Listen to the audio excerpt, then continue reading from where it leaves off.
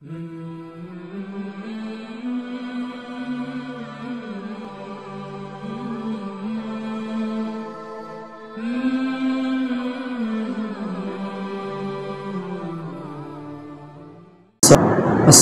عليكم ورحمة الله وبركاته. وعليكم السلام ورحمة الله وبركاته.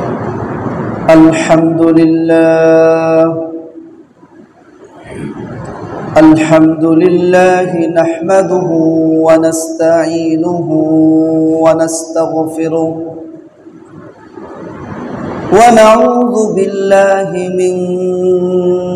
شرور أنفسنا ومن سيئات أعمالنا،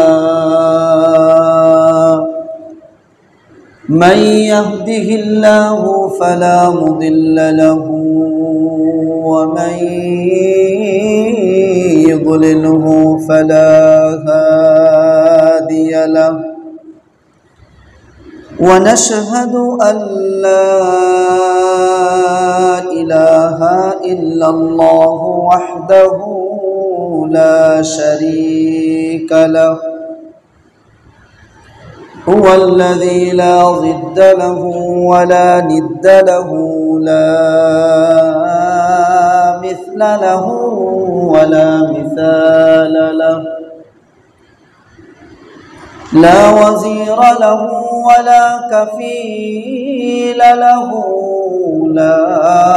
ولد له ولا والد له، وهو الواحد الفرد الصمد الذي لم يلد ولم يولد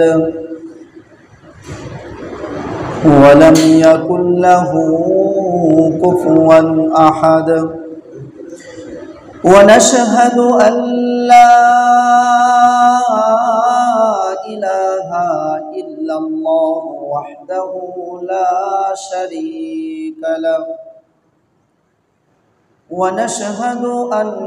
سيدنا وحبيب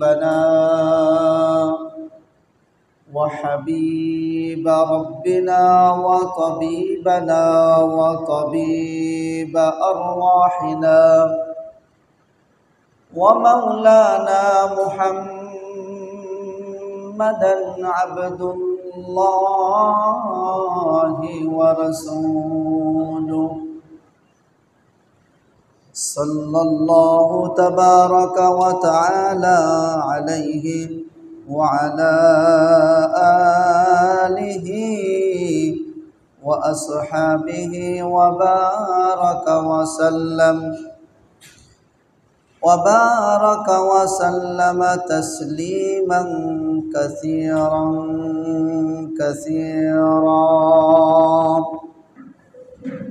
أما بعد،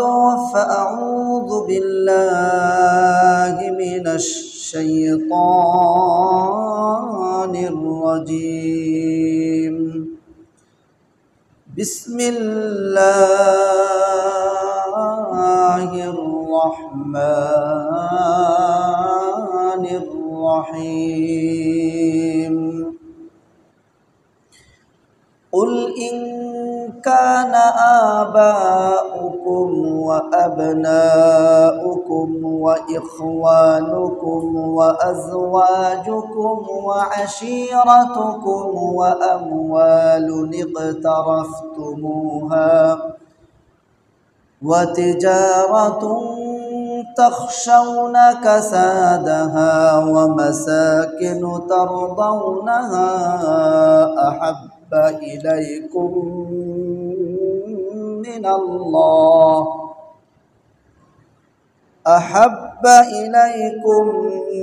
من الله ورسوله وجهاد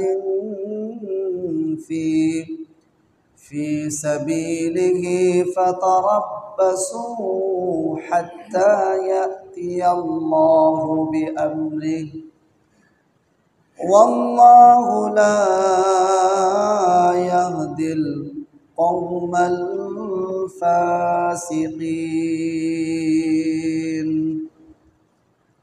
وعن أنس رضي الله تعالى عنه عن النبي صلى الله عليه وسلم قال لا يؤمن أحدكم حتى أكون أحب إليه من والده وولده والناس أجمعين رواه البخاري ومسلم صدق الله العلي العظيم وصدق رسوله النبي الكريم ونحن على ذلك لمن الشاهدين والشاكرين والحمد لله رب العالمين وقال تعالى في شان حبيبه مخبرا وآمرا إن الله وملائكته يصلون على النبي يا أيها الذين آمنوا صلوا عليه وسلموا تسليما جل شل محبت الشفيع اللهم صل على محمد وعلى آل محمد كما صليت على إبراهيم وعلى آل إبراهيم إنك حميد مجيد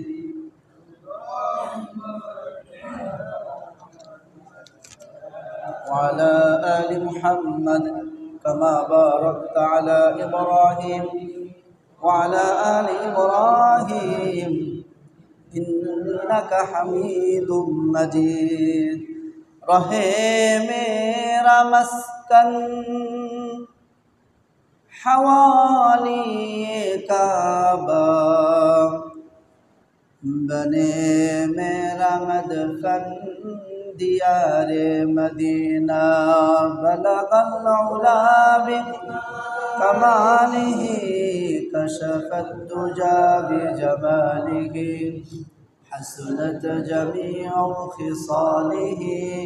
صلوا عليه وآله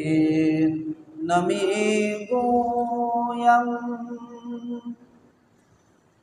کہ از دنیا جدا باش بغیر کارے کہ باشی با خدا باش بلغ العلا بکمالہ کشف الدجى بجمالہ حسنت جميع خصاله صلوا عليه وآله لا إله إلا الله لا إله إلا الله لا إله إلا الله لا إله إلا الله محمد رسول الله صلى الله عليه وسلم সম্মানিত মুসল্লি ভাইরা আপনারা সবাই কেমন আছেন ভালো রেখেছেন যিনি তিনি কে আল্লাহ একটু জোরে সরে বলেন তিনি কে আল্লাহ সেই রব্বে কারীমের দরবারে আমরা শুকরিয়া জ্ঞাপন করছি যিনি আমাদেরকে ভালো রেখে সুস্থ রেখে নামাজের জন্য জুমার নামাজ আদায় করার জন্য মসজিদে আসার বসার তৌফিক যে আল্লাহ তাআলা দান করলেন যার তৌফিক না হলে আমরা কোনো কিছুই করতে পারি না সেই রব্বে কারীমের আলিশান দরবারে আমরা সবাই সমুচ্চ স্বরে আমরা প্রশংসা করছি সবাই বলছি আলহামদুলিল্লাহ সম্মানিত মুসল্লি ভাইরা রবিউল আউয়াল মাসকে কেন্দ্র করে যে আলোচনা চলতেছিল তার ধারাবাহিকতায় আজকে আলোচনা করব নবীজি সাল্লাল্লাহু আলাইহি সাল্লামের নবুয়তের আগের যে ছোট্ট জীবনী সেই জীবনী আলোচনা করব